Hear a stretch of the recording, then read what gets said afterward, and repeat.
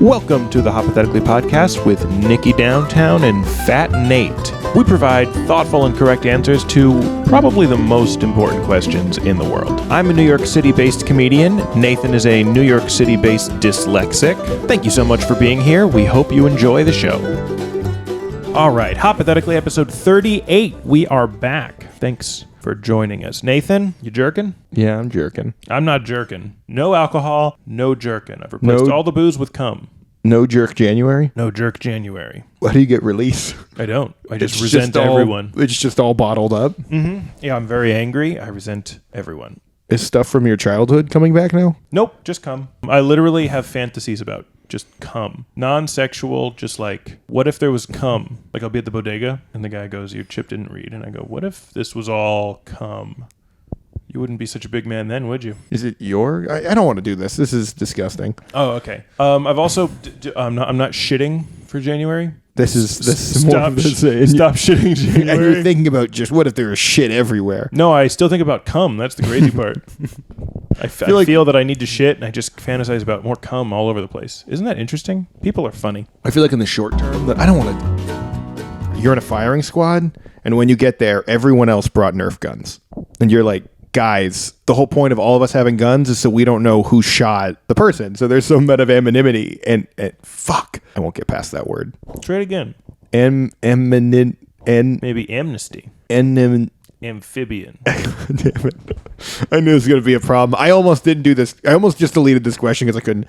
A manatee. Anonymity. Anonymity. And we all shoot. And it turns out mine's a blank, but one of the Nerf darts had poison on it. And he's like, wait, I don't understand. What if it was like a firing squad, but everyone has chainsaws, but only one of the chainsaws has a chain? Everyone else is like, and then one guy actually like, oh, I think it's him. And they're like, could be. What, are they all touching you? Yeah, they're just like, oh. They're like, that's cold. But one guy has a chainsaw. It is chainsawing through you. And you're like, oh, it's him. And he's like, we're spreading the guilt evenly. I think if it was me, I would tell the boys to go home. Like, boys, we're going home. You got to get real guns. Or better fake-looking guns, so I feel less guilty about it. Right, airsoft. Even though they have, like, the orange tips or whatever. I do feel like when you are in a firing squad and they, like, put the blindfold on, they have to give you a cigarette. I think I could live longer. I would, like... All right, boys, I guess this is it. And I would go, oh, I for some reason thought your arms were tied behind your back, so they like put it in your mouth and they would like dropping it. Yeah, you just can someone pick that up? Just keep slipping before they even light it. Just keep slipping out of your lips. I have no regrets except that I dropped it. Please pick it up. Coffin nails, they call them, you know. What if, because they're executing you, they give you one of those cigarettes that blows up like a cartoon? Just blows up your face. And then they fire all the guns, and then bang flags come out. And then a big rock falls on you. And that's how you die. And you're like, this was super complicated. Yeah, but you don't bemoan any of the shooters. No, it's not their fault. It's the guy that hung the rock up there. Yeah, it's like they all shoot, and then everyone misses, but it sets off like a Rube Goldberg machine, where it hits like a ping, which sends a marble down, and then that... Yeah, and it's going to take about 20 minutes, and you look up, and there is the chainsaw from before. And it's like, oh like, my God, that's how I'm going to die? The whole time you're just freaking out about everything. You're like, oh my God, the marble's going out, and oh no, tea is brewing now, and oh no, the tea touched the dominoes, not the dominoes, oh God, anything but the dominoes, and then... And they were like, we each put a piece on the Ruth Goldberg machine to distribute blame. It's not all our fault. I just put the line of dominoes in this section to this section. Yeah, and then by the time the Rube Goldberg machine gets back, it's just the dudes with guns again, and you're like, wait, why didn't you just... Just another magazine that falls onto their table, and they're like, thank you. Yeah, literally just hands a guy a new gun. Oh, this was... Okay. It just doesn't seem like enough there when you're in a firing squad to be a full-time job. But also, it doesn't seem like it should be a volunteer position. I think it actually is a volunteer position. The guy who's getting executed is like, well, shit, if I knew I could have done this, I wouldn't have killed all those people. I would have just done this. What if there was a guy in the firing squad who was like super good at figuring out whose bullet it was based on like how it went in. Oh, it would suck. And everybody shoots, and you're like, "Oh, Terry!" And he's like, "What?" And he's like, "Yeah, that was you." I said, "Yeah." And he's like, "No, it could have been any of us." He's like, "No, it was you." Look at the trajectory. The guy hasn't quite died yet, and his last words are like, Terry, I don't forgive you. He's like, oh, no. I'll see you in hell, Terry. Ah, damn it. This was not explained to me. Why did you use my name? Sorry about that, T-Dog. It's too late. But I love that. Oh, I was imagining it as a prank. You would have, in this situation, Terry would fire and no one else would. Yeah. Ah, Gotcha. You killed him. Hazing the new guy. We put hollow points in yours, so it's really going to fuck up his insides. Yeah. Won't kill him quick either. Yeah, we also misaligned the sight, so you shot him in the knee. Oh, fellas. You got me. Now they're like, yeah, now go scrub the toilets, freshman. He's like, ah. Meanwhile, the guy's like, oh my God, my knee. Did you bring another bullet? And it's like, no, that's part of the bit. We didn't think that far. Yeah, ahead. Now he's got to go strangle you. Ha. Oh, guys. Male bonding. Yeah, right. It's a funny thing. So you masturbate, but instead of cum coming out, a genie comes out. Do you still orgasm? Yeah. I'm imagining. The genie's like, I'm the powerful genie. And you're like, okay. Oh, that's cool. You say, oh, you're so powerful. Screaming something really sexual, and he grants that. He's like, no, that wasn't the wish. If you don't finish, you just have pre-cum. It's just the genie's thumb and hand comes out, and he goes, poof. Oh, I was going to... And then you don't come, and the genie goes, ooh. Originally, what I was going to say is, fuck me, daddy, and then have jerk off to that. And he's like, that's your first wish. And you're like, oh, no, I have to fuck my dad now. But that felt so gross. Why would you say, fuck me, daddy? I don't know. It's something people say sexual on Reddit. Men don't typically say it when they're just masturbating. Well, it could be a girl. We don't... Girls don't get genies. No. It's just men. Yeah. Girls don't even come in this universe. Just nothing happens. So you jerk, the genie comes out. Hello, I'm the genie in your penis. Do you want wishes still? No, I'm good.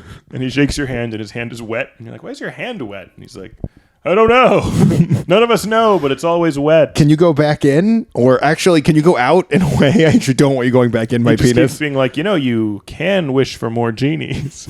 I don't want more genies. Are they coming out of? Are more genies coming out of my penis if I wish for more genies? Yeah. Yeah. I'm good. How do I procreate? Yeah, and then the genie's like, you think that's bad? And the genie jerks off, and 2 genies come out of his penis. So it's genie, 2 genies, and then they're like, you think that's bad? And then there's exponential penis genies. Exponential penis genies. Penis. Jeepins. Like in the Aladdin, genie's like, with your third wish, will you free me? And you're like, I would like to do that with my first wish. He's like, you can have more wishes. And you're like, no, I'll free you. I'm really... What if he goes? I'm finding it very distracting having you here. What if he's like the opposite of the genie from Aladdin, where he's just his only wish is to stay attached to your penis? You keep being like, can I wish to get you? He's like, no, you don't want that. You can, but I hate it. And also that the genie grants the wish of just the person who activated the genie, not necessarily you. And everybody finds out, and they're like, while you're sleeping, hand job. Wait, what if I'm having sex? The genie goes in and then out her butt. But now I'm the ass genie. And now that's where the genie is. I don't like this question very much. And the genie is voiced by Robin Williams. That's amazing. Yep. You know what? I wouldn't remove him.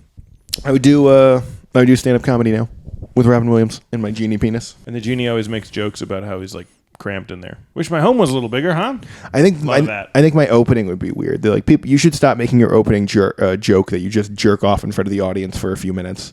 If people don't like that, it's really, you have to get the crowd back on your side, and it takes a lot because a genie just came out of your penis. And when the genie goes back into your penis, he pretends to like dive into like a swimming pool. He's like, I'm trying to do not gross genie stuff, but it's coming out of my penis. That's really the only thing. That's your big thing with the genie. You're always like, can we not be gross? Yeah, can we just be... Genie, come on. Let's just not be gross. And the genie's like, I didn't pick this. But then you find out the genie did pick it. You can come out of any orifice, and he picked your penis. The gods were like, all right, genie, pick your lamp. And you're like, what about this? You're like, that's a person's balls and cock. Looks like a lamp to me. You go to the store and you see someone has a genie coming out of your nose, and you go back to your apartment, jerk off, and you're like, dude, what the fuck was that, dog? Genie. You could have picked my nose? He's like, yeah, but it's gross in there. Or just a lamp? And I think it would become like this weird loop where you'd masturbate and you would think about that there's a genie in there, and it would make you not be able to come. And it would just keep doing that, so you would just edge and edge and edge, which makes the genie, of course, more powerful. He's gathering more magic. For harder wishes? Yeah. That makes sense. I Blue feel balls is because Genie is pressed up against your balls and he is blue. Do you think women would accept you? Like, babe, I can't wear a condom. My Genie needs to really get out there. He doesn't like when there's a condom on. He gets really upset. Yeah, you have a condom on and you come and then he comes out like... Maybe that's what condoms are for. It's just a bag on their head and they're like a toddler that just like can't seem to figure it out.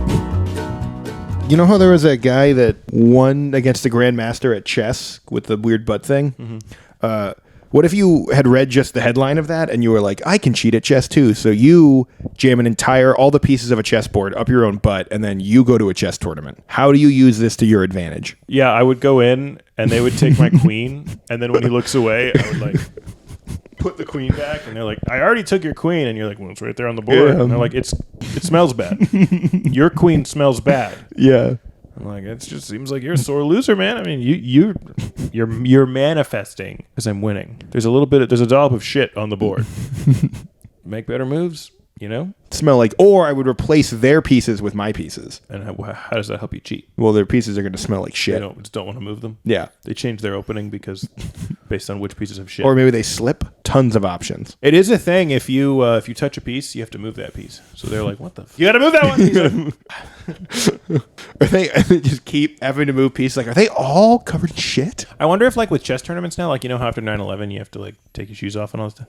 Now at chess tournaments, because of this Hans Niemann thing, they, like, check your ass. I feel like if someone checked my ass, I would fart. Like, oh, there might be something in there, and then I would fart on their face. Also, like... Or maybe they'd make you do that just to make sure nothing's in there. Yeah, just let gas out. Can you fart for me, please? So the question is, and I think he just shoved chess pieces in his ass. Yeah, you think that's how you win. That he put, like, a queen in his ass, and now he, like, thinks like a queen. It's, like, just the, like, essence of chess is getting into his bloodstream. Think you really understand the pieces in a way that no one... You really understand how the pieces work in a way that no one else does, because it's in you. Yeah, it's like how butt chugging makes you drunk more quickly. Mm-hmm. He's like, I know how to learn chess openings. Do you think you would open my ass with chess? Do you think if you were like an aspiring chess person and then you talk to Magnus Carlsen, like, do you have any tips? And he's like, yeah, take the rook all the way up there. That's how you get. Rook's a tough one. Bishop. I mean, obviously pawn's the easiest, then bishop. Yeah. Knights are tricky, like in the real game. All the pieces. That's how they invented chess. It was like they just put different things in your ass, and then how that acted, that's what it does on the board. There's like a bunch of two old English guys like messing around with the pieces, and then another guy comes out and is like, hey, why are you guys playing with my butt plugs? What if it was like just plays a lot of escalated stakes instead of you like take the piece and take it off the board? If they take your piece, you have to eat it. Every time they take a piece, you pull down your pants and just sit on the piece. You're like, oh god. One guy's really into it and is making crazy like queen sacrifice and stuff. Just like, oh god. Just to get more in it would be like in Yu-Gi-Oh where there's like shadow games that are just higher stakes. There's like chess anime where it's like, I challenge you to ass chess. Oh, ass chess. I haven't gotten all the pieces out from the last ass chess. And you're in this horrifying dark realm where the chess pieces are monsters. Like, doop, doop, doop. But instead of being regular chess pieces, now they look like full, like the knight would look like an actual horse and stuff. And it goes in your ass? It goes in your ass. That's what makes it the Shadow Realm. It's the Shadow Realm because you don't want anybody to see it. No, it's really gross. Yeah, people don't like it. You know those like chess hustlers that are in like Times Square and they cheat? Wait, they cheat? Yeah, they'll make like illegal moves, but they play so quickly you don't notice. Oh, really? Anyway, I think a cool thing, if you were a chess hustler, I'd go up and challenge them and I'd play them normally and then I'd lose. And then I would challenge them double or nothing. And that's when I would break out Lucille. Remember Fresh Prince? No, what's Lucille? Uncle Phil is actually really good at pool, and he has his own pool cue that he pulls out of his pants and like beats all the guys after he pretends to lose. He like hustles them. So yeah, I would hustle people. I would play them in chess. I would lose, and then I would break out the real pieces. Just start like as an intimidation factor. Just pull out all my pieces from my ass, and they're like, I resign. I'm like, that's right, you resign. Now pay up. Those $15 are mine. These are marble pieces, by the way. Oh yeah, I imagine I used to use wood. Yeah, I imagine they are sharpened too. They're like extra spiky, just for the intimidation. Yeah, if I get my pawn to queen, I pull the extra queen out of my dick. It was in my urethra.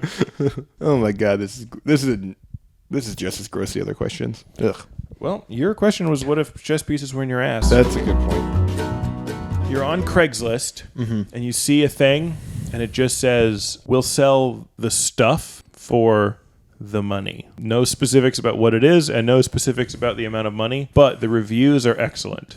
All the reviews are like, yeah, I showed up with the money and asked if he had the stuff. Showed me the stuff. I showed him the money. Really happy with that. Like hundreds of reviews about how he showed you the stuff. You show him the money. Must show me money. Will show stuff on request.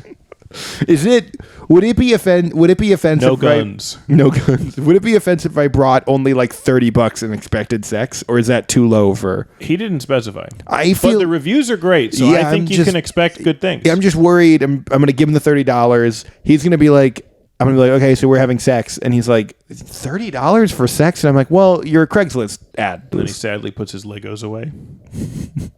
I thought you wanted to buy my Legos. I thought that was obvious from the stuff. No, I'm going there and then you reread the reviews after you fuck him, and everyone was like, love the Legos. And you're like, oh, I guess most people realized it was Legos. I just thought the term brick was a euphemism for something. Yeah. You go there and you're like, you know what? Let's not don't show me the stuff. I want to show you the money. Let's just do this blind. It's like, okay. Okay. Do you want to have a glass of wine also? And you're like, it's 11:30. I know. We're not showing each other the stuff or the money. We're breaking all the rules. And you both just hand each other sealed bags with your Pinot Grigio. Fun. And then there's just turds in both. Yeah, you both gave each other shit. Well, I had fun. And then you go home and you're like, I didn't need to spend that money. And you know what? This was great. You text him. This was great. Positive review. Maybe that's everyone's positive reviews. They just blindfold. Took the Legos or they just traded poop. He just wants to show you don't need stuff. Yeah, it's not about, it's an anti-materialism thing. Yeah, it's pro money. It's not about stuff. It's about money. You had the money. You had it in you the whole time. Yeah. What do you do once you get the stuff? You just trade it for more money. He was trading you. He gives you $30. You give him $30. He gives you a different $30. Yeah, you both just trade $30. Dude, I drove 2 hours for this. He's like, well, that's the lesson. It's not about the destination. It's about not responding to vague Craigslist ads. Because all the reviews are me. Yeah. And I could be anyone. I could have a gun. I do have a gun. And then he pulls out a gun. It's like, but this was just a lesson. But give me all your money. You won't learn a lesson unless there's something bad happens. Yeah, it's like, all right, show me the money, and then he shows him the money. All right, show me the stuff, and it's just a gun. He's like, wait, that's not the stuff, and he's like, it's something. Showing you something. Show me the money. He shows him the money. All right, show me the stuff, and it's a framed picture of you wearing a suit, and you look very nice. And he's like, that's not what I wanted. And you go, oh, sorry. It's a different picture of you wearing a suit, and it looks very nice. Just different headshots. I'm sorry. Was there a miscommunication? I thought you wanted me to show you the stuff. Yeah, show me the stuff. It's just more headshots. Here's me at the beach. I don't want to buy that. Yeah. It's the stuff. This is the stuff. You hang this up. It's nice. I look this good. Is the stuff. My mom said I look great. Here's me at a winter cabin. It's a nice sweater. It is a nice sweater. But it's not stuff. It's stuff. This is stuff. What if he gave you a child? Show me the money. Show me the stuff. What the fuck? Yeah. Is this someone else's? Like, no, this is my baby. So you want me to take that baby? What if I don't take it? It's going to you, or I'm throwing it in the dumpster. One of the two. Yeah, I'm selling this baby because I don't want it anymore. Yeah. Oh my God. Like, do you have a car seat? I didn't bring it. It's like, I do not have any baby stuff. That'd be funny if that was the scam. Like, you try to rip each other off. Instead of the money or the diamonds, you each just give each other a bag of a baby. Damn it, a baby! Damn it, a baby! Where'd they even get these babies? These decoy babies. You go to an appraiser, and you're like, are those diamonds real? It's like, no. And they're like, how'd you know? It's like, it's a baby. It's a baby. It's a crying baby. I knew immediately. I looked through this telescope to make you feel better. Well, can you at least call the expert guy and have him come? All right. They do the scratch test where they scratch a thing and they're like, that's a weird color. Yeah, see how the baby is screaming? Or normal diamonds do not scream like that. Well, is it a real baby? No. No, look closer. It's a man in a diaper. Hey. Damn it. Didn't even get a real baby out of this. The guy's just like, today for me it's really been quite a day. I got to be honest. Yeah. It is not how I expected today to go. Yeah. I thought I was going to trick you into thinking I was your baby, but then you thought I was a rare gem. So, in a sense, I'm honored. And he's like, I am a gem. I'm cool. And that's how he learns to get his self-esteem back. That was the journey of the whole thing. Mm-hmm. It wasn't even about the owner who thought he had a rare gem. It was about the baby man. You're at your mother's funeral and you make eye contact with a woman, like really aggressive eye contact. And then you look down and you realize that she has your mother's tits. You don't know who the woman is either. It's great. It could be anybody. You no idea. But she has exactly... She catches my eyes, I catch her eyes, and she knows that I know, and she just runs away. She just, stop! Why do you have my mother's tits? It's not like she didn't take your tits off the mom. She just has exactly my identical your mother's tits. You know. Just something about those tits. I know those tits! Nick, you're being crazy. You got to give it up. No! No! I have a big web of things that connect other things, and it's just... tits. Just tits everywhere. I am not getting any closer to figuring this out. If I could just suck those tits, I would know. I would remember. I finally catch her. Tell me how you got those tits! And she just laughs and then blows her brains out. I'm like, I mean, that's a mystery. Yeah, right? You have no idea where that's going. Like, who are you people? And then the next day, I see a shadowy man in one of those hats. And he also has overcoat. Yeah, and he pulls out the overcoat. He has my mom's tits. What? What do you want? But I get a call, and I just hear this like robot voice, like, in 4 seconds, the police are going to come. You need to escape, you know? And then I do all the instructions. I do a heist. You do a heist. Does everyone have your mom I do a tits? heist, but I don't want to do the heist. I'm like Shia LaBeouf in that movie. I just keep this organization keeps just making me do stuff, and I keep heisting, and the FBI is like, we think you're a terrorist. I'm not a terrorist. I'm just being controlled by this shadowy organization. Anyway, I do the heist. But it looks like I die after the heist, but actually I faked my own death. Cut to 10 years later, little house in the mountains. I'm rocking in a chair. We pan down. Whose tits do I have? Your mom. Wait, so it didn't... It all works out in the end. Wait, so in this story, they never explained the mom tits thing. That didn't even kind of... Almost irrelevant. It has this weird arc, but nothing in the middle relates to it or explains it at all. Just in the beginning, you see someone with your mom tits, and they kill themselves. And then at the end, you have your mom's tits. Oh, well, okay, so at what point they needed me to get the tits? Are you heisting your mom's tits? No, but the tits are the key to the heist. The tits are the key. But you don't have your mom's tits. They're the key. You know how like sometimes they'll have to like knock out a guy and then scan his retinas? I keep knocking out these people and then scanning my mom's tits to get into doorways and stuff. Is that from your dead mom or from the woman that shot herself? A lot of people in this have my mom's tits. Everyone really... It's like a whole organization that has my mom's tits. Yeah. Actually, what's happening is that... it's like... you remember in school how people would make jokes about how they wanted to fuck your mom and how your mom has great tits? Mm-hmm. It turns out that wasn't jokes. That was a secret organization of people who worshipped your mom's tits, and they're trying to steal all the gold from Fort Knox. And so they recruit you because you have the most intimate knowledge of your mom's tits, which are the key, of course, to getting into Fort Knox. And so you use your intimate knowledge against your will. You don't want to get into Fort Knox. You do the heist. Fake your own death. 10 years later. When they're developing Fort Knox, they're like, the only way someone could break into this impenetrable fortress is if they somehow had such a strong knowledge of Nick's mom's tits. That was the key, yeah. Because no one has that. That's why we made it the passcode thing. Yeah. Because no one knows about Nick's mom's tits. Except everyone has them. Yeah, but they all have one imperfection. If I studied them long enough, I could find why they aren't my mom's tits. But the big reveal, I was actually tongue-tied as a baby. Never even got near those tits. I was just doing the whole thing on confidence. I was bullshitting everybody. It was a gambit. I didn't know about those tits any more than you did, or the guy off the street. I feel like that's gonna not read as the tongue-tie thing isn't gonna read as you were guessing. It's gonna read like, oh, so you just looked at the tits for a really long time? Yeah, when I was a baby. You just stared at the tits. My mom would pull out her tits to try to feed me, and I would just go. I would take little notes.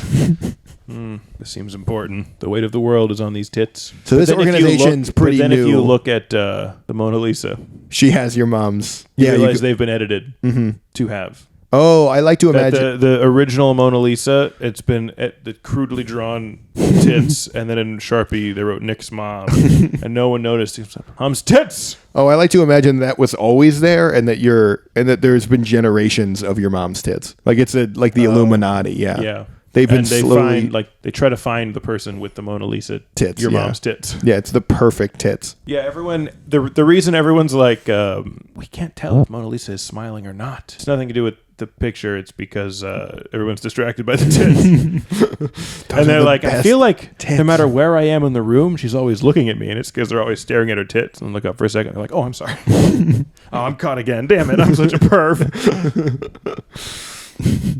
You go into heist just the tits of the Mona Lisa. You like That'd be so. Yeah, you cut out the tits. So rich guy.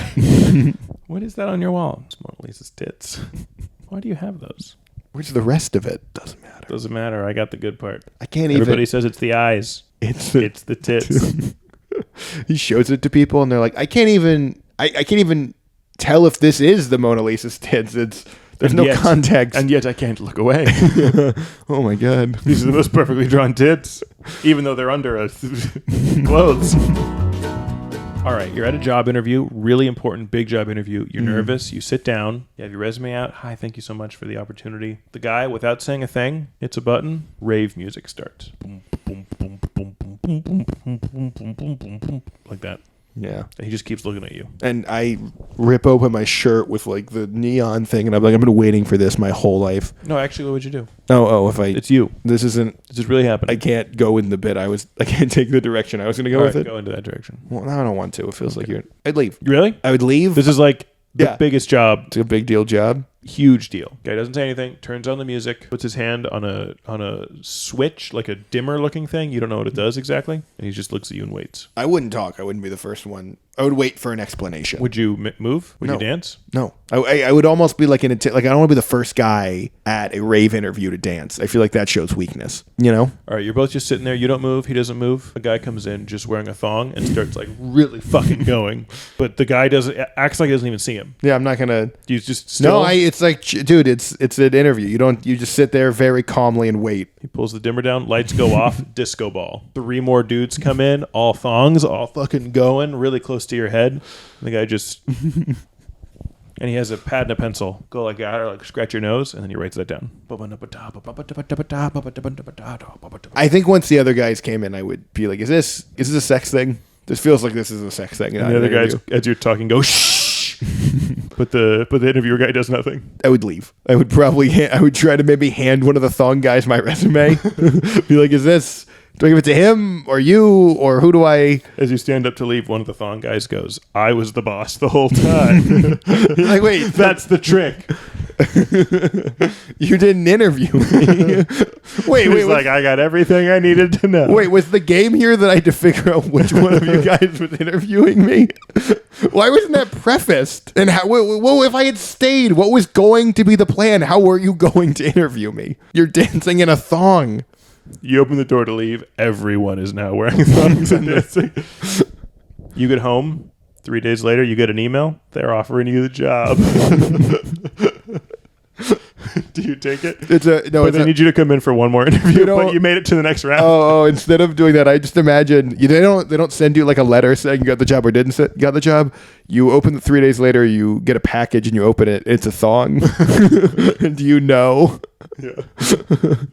You call them and you're like, hey, so I'm just curious about like the 401k. You just sent me a thong. Is this? No one says anything, and you hear in the background the music getting louder and louder, and then someone who's clearly dancing and winded is like, "Who is it? Is it Nathan? Oh, I hope he comes back. Tell him to bring poppers." Do you bring poppers when you go back? Is poppers a sex thing? It's the thing you sniff and it makes you really horny and it loosens your asshole muscles. I don't think I bring poppers. Did you bring the pop? Is he gonna bring the poppers? And you just hear the guy breathing.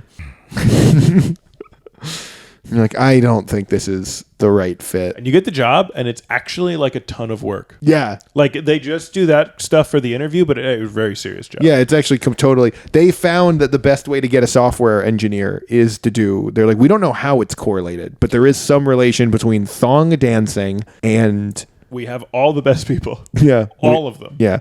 And you go in and you're like, okay, so wait, what are we looking for? And they're just like, just get in the thong. Stop asking so many fucking questions. Get in the thong, dance, don't talk.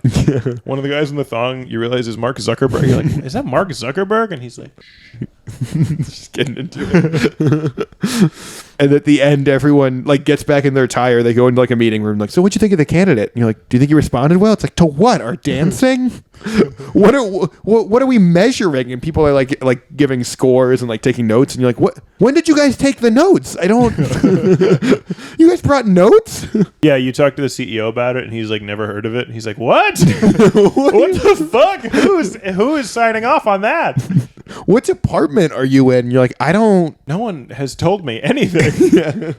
I just do the thong dancing. We are a tech company. What are you talking about? I'm having you. I'm calling the police. Yeah. When you hear about tech companies having major layoffs afterwards, you're like, that makes a lot of sense. Honestly, they should lay off more people. You're in the police car on the way to jail. They changed the radio station. And then